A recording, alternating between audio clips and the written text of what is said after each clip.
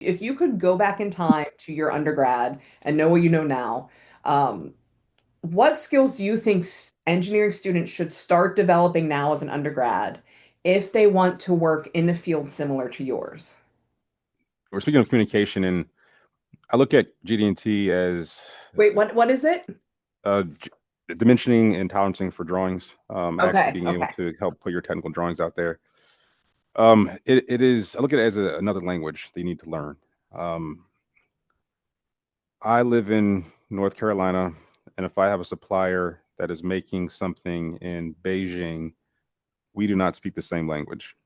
How can I communicate my technical desire to them if we don't speak the same language?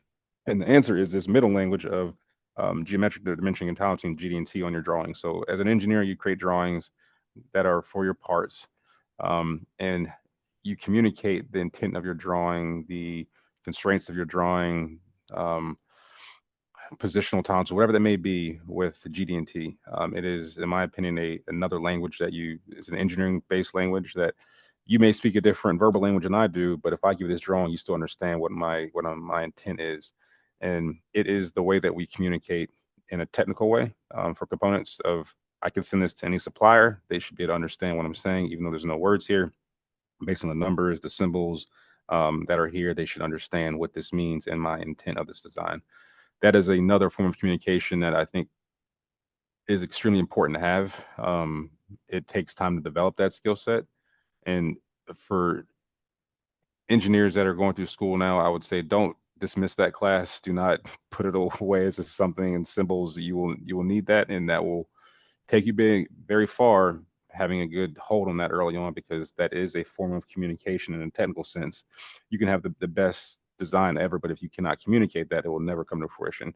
If it gets manufactured the wrong way, it doesn't matter how good you thought it was.